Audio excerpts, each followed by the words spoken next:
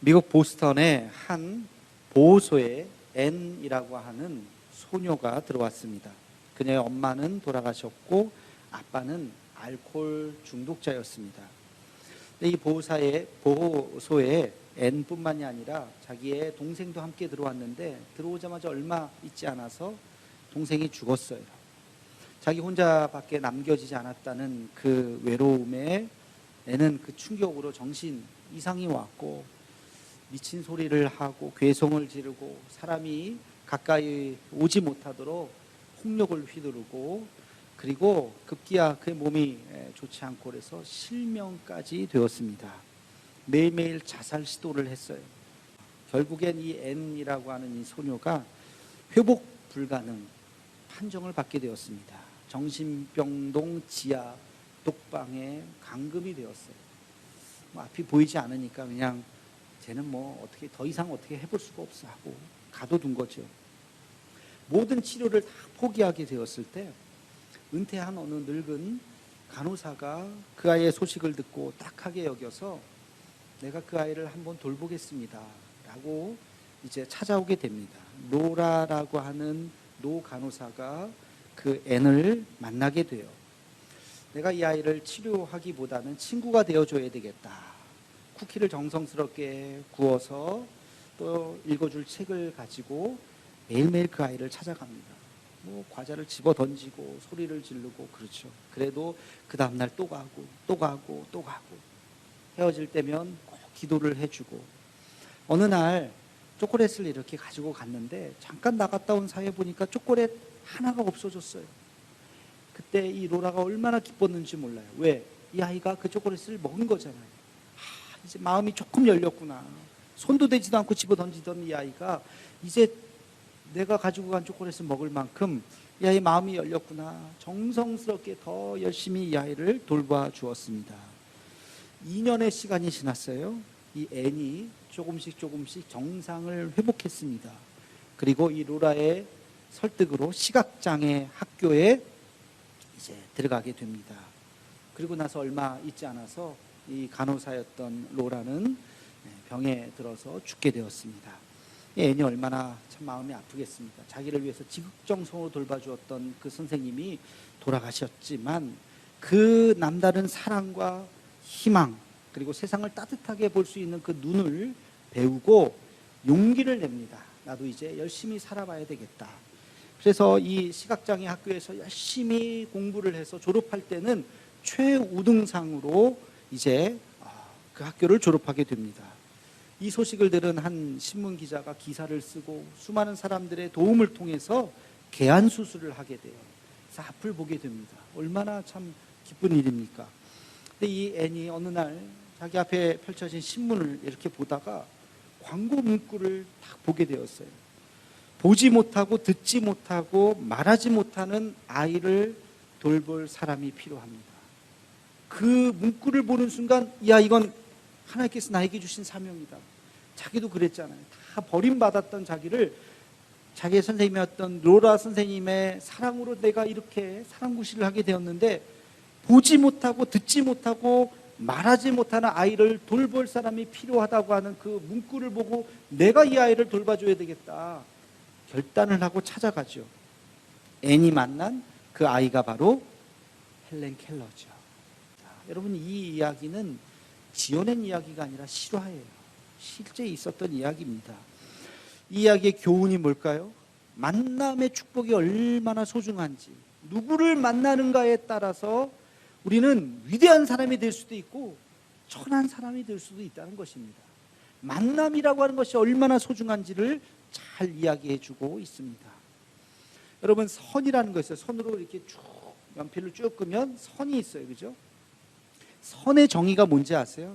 선이라고 하는 것은 점의 연속이라는 거예요. 여러분 점이라고 하는 것은 하나 똑 찍는 거죠. 근데 이 점을 그 다음 옆에 계속해서 점을 찍으면 그게 뭐라고요? 그게 선이라고요. 선의 정의는 점의 연속이라는 거예요.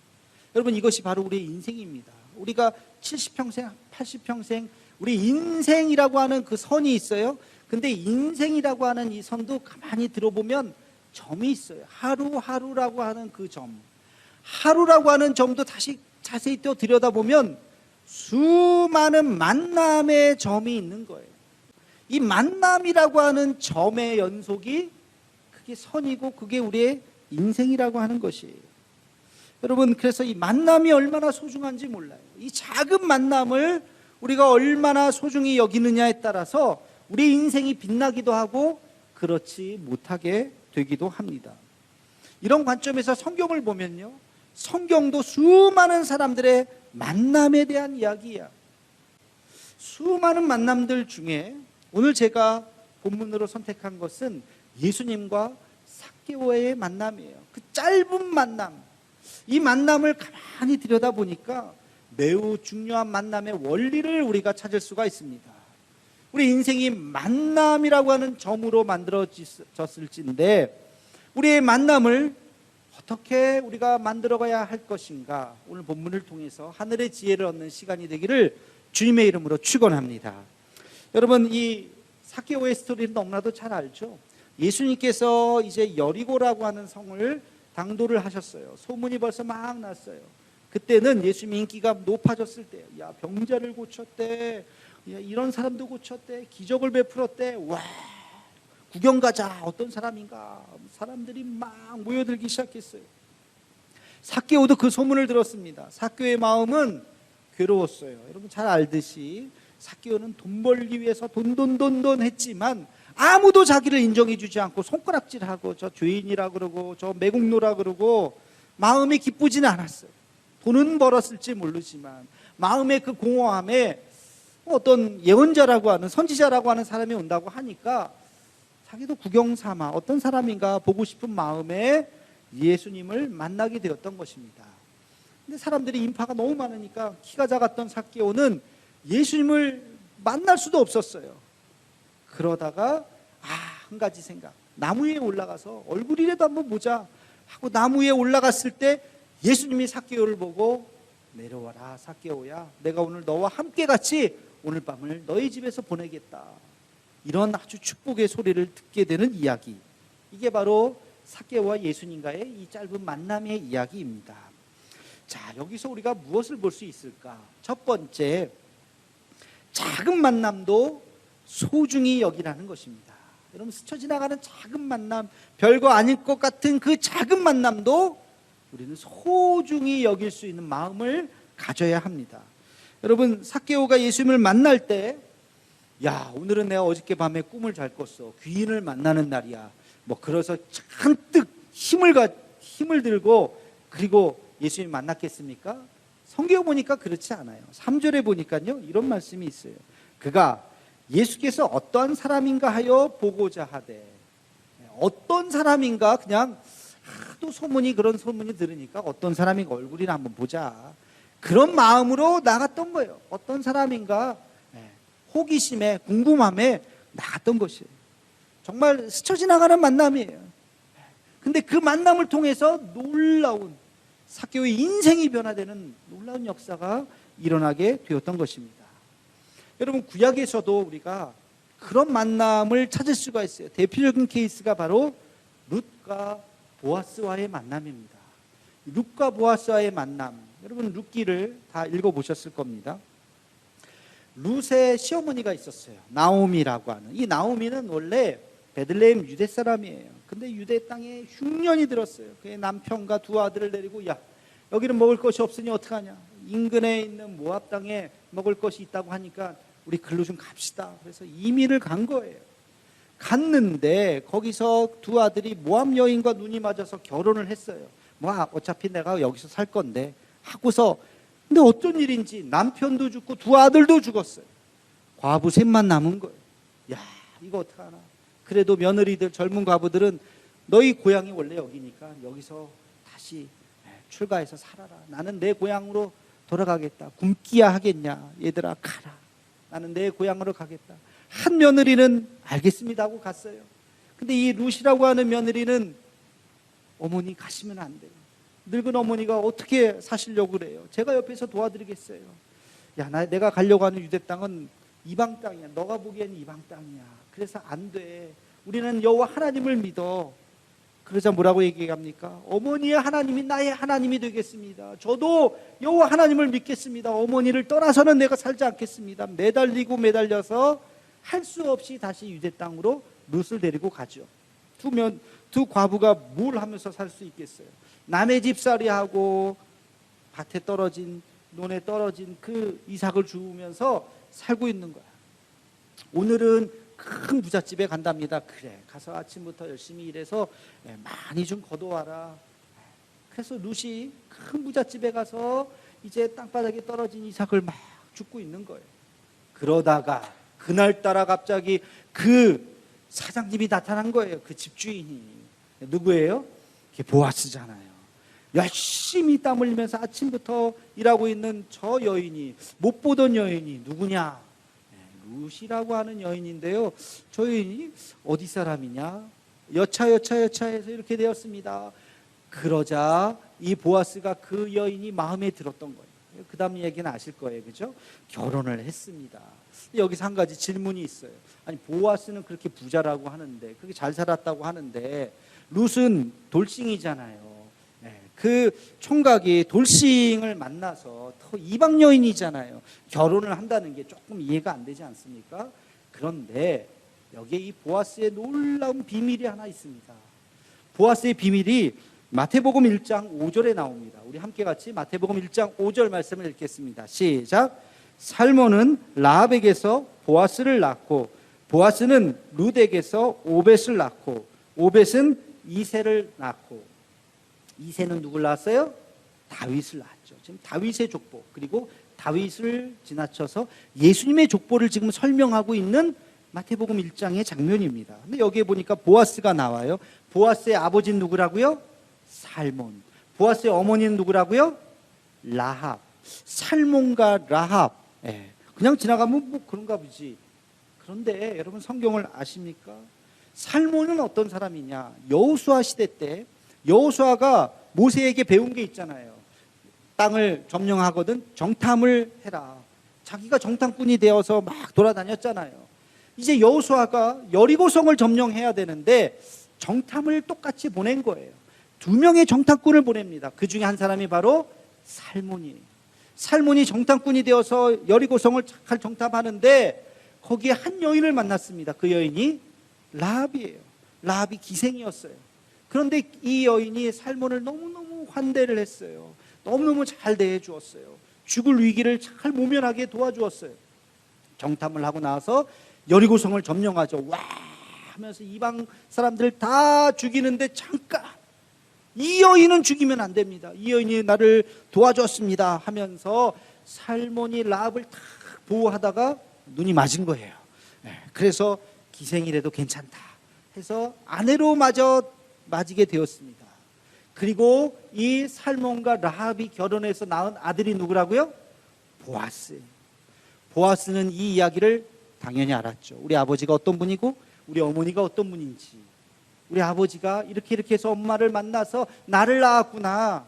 이방 여인이었지만 우리 어머니가 얼마나 나를 믿음 안에서 잘 키웠던가. 그 집안은 거부가 되었습니다. 그리고 나서 룻을 본 거예요. 룻이 얼마나 참 귀한 여인인가. 그가 이방 여인이라는 거 아무 문제가 되지 않아. 그가 돌싱이라는 거 아무 문제가 되지 않아. 그 여인의 중심을 보고 아내로 맞이하게 되었던 것이죠. 여러분, 이것이 보아스의 비밀이에요. 살몬과 라합이 그렇게 우연히 만나서 결혼을 했던 거예요. 보아스를 낳았어요. 보아스와 룻이 그렇게 우연히 만나서 결혼을 했습니다. 그가 낳은 아들이 바로 다윗의 할아버지가 된 거예요. 그리고 그 자손이 예수 그리스도의 가문이 되었던 것입니다. 여러분, 만남이라고 하는 것은 언제 어떻게 이 만남이 이어질지 아무도 몰라요. 이 작은 만남이 나중에 어떤 만남으로 변할지 아무도 몰라요. 지금 비록 스쳐 지나가는 만남일지 모르지만 여러분, 정성을 다하셔야 돼요. 마음을 다하셔야 돼요. 무시하거나 외면하거나 싸워서는 안 돼요. 그 만남이 당대에만 끝나는 것이 아니라 여러분의 자녀들에게, 또 그 자녀들에게 연결될 수도 있는 것입니다. 오늘 본문에 나오는 만남에 대한 두 번째 원리를 찾을 수 있는데요. 그것은 바로 만남이 깊어지기 위해서는 노력해야 된다는 거예요. 여러분, 한 번 만나고 모든 것이 다 이루어지는 게 아니에요.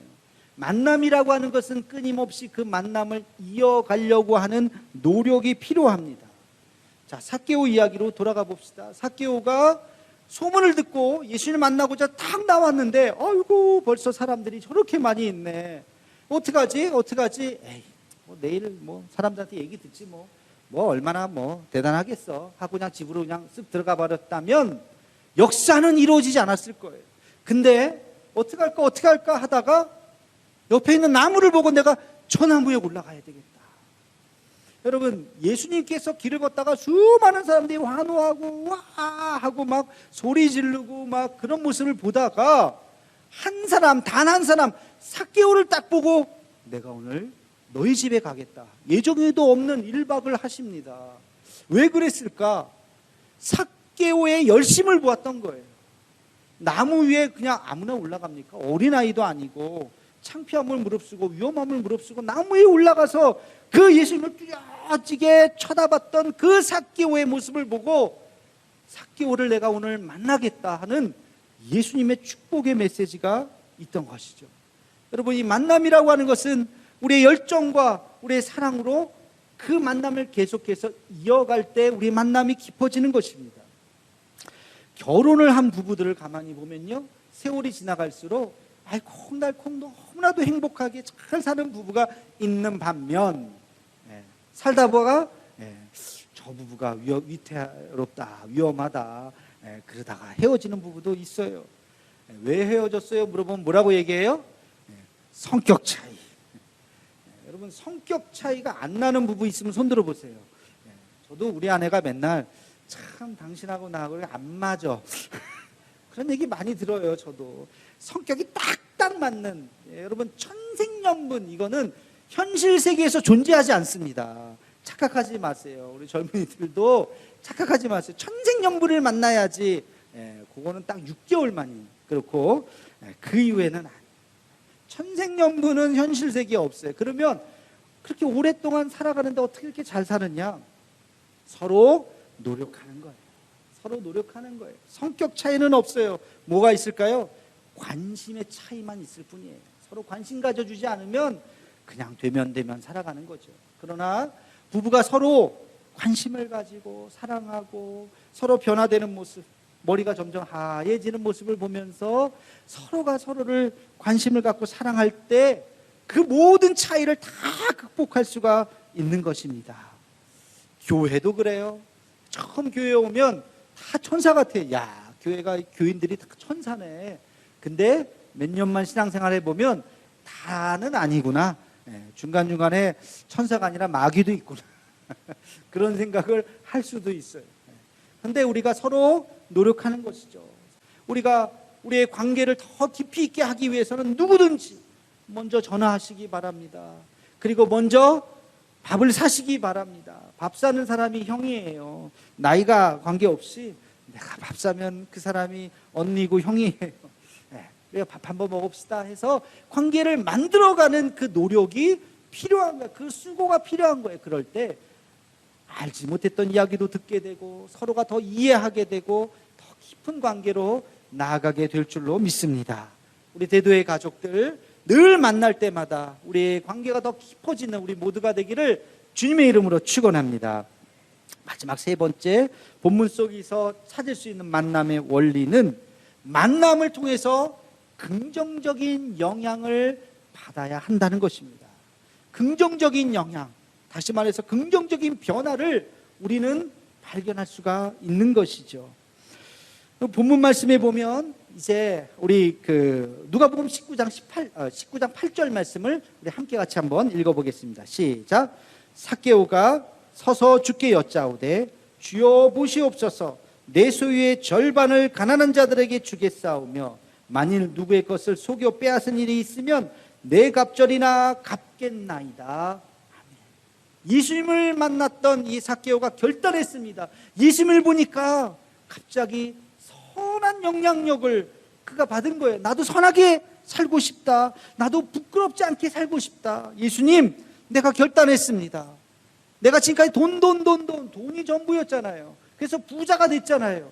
근데 내가 하나님 앞에서 바르게 살겠습니다. 내 소유의 절반을 가난한 자들에게 주겠습니다.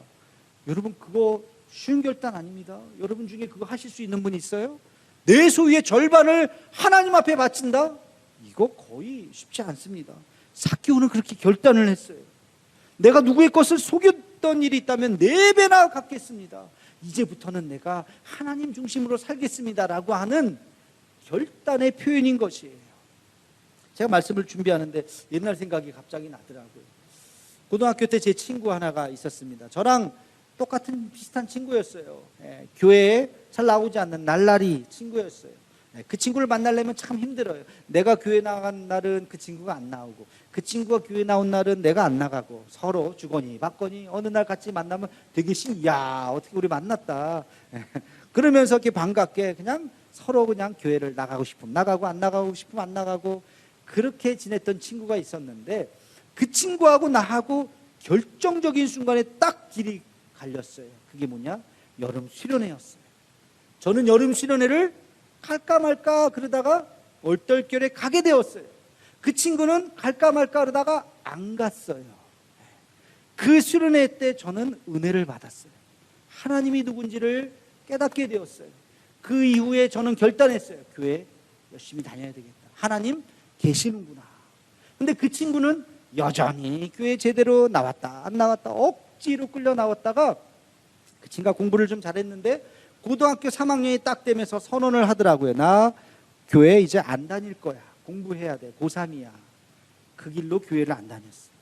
그 다음에 어떻게 됐는지 모르겠어요. 대학은 잘 갔을지 모르지만 저는 그 일 이후에 목사가 되었잖아요. 그 친구가 생각이 나더라고요. 어느 순간 수련회라고 하는 그 시간을 통해서, 이 만남을 통해서 저는 결단을 했어요. 하나님 계시는구나. 내가 하나님 앞에 나와야 되겠구나. 그 결단을 하면서 하나님 앞에 나오기 시작했어요. 여러분, 만남이라고 하는 것을 통해서, 주변에 있는 사람들을 통해서 여러분 결단하셔야 돼요. 저분은 참 귀하다. 어떻게 주님을 저렇게 섬길까? 나도 그래야지. 이분은 참 어떻게 이렇게 주님을 잘 이렇게 이쁘게 섬길까? 나도 그래야지. 여러분, 사람뿐만이 아니에요. 책을 통해서 만날 수도 있습니다. 한편의 영화를 통해서 결단할 수도 있어요. 어떤 자연을 통해서 결단할 수도 있어요. 하루의 삶 속에 수많은 만남들이 있다고 그랬잖아요. 그 만남을 통해서 하나님의 음성을 들어야 하는 것입니다. 오늘 예배를 통해서, 이 예배도 하나님을 만나고 말씀을 만나고 교우들을 만나는 시간이에요. 이 시간을 통해서 나도 저분처럼 저렇게 정말 신앙생활 잘했으면 좋겠다. 말하지 않아도 그것을 배우는 것, 이 결단이 우리에게 필요하다고 하는 것입니다. 여러분, 작은 만남도 소홀히 여기지 마시기 바랍니다.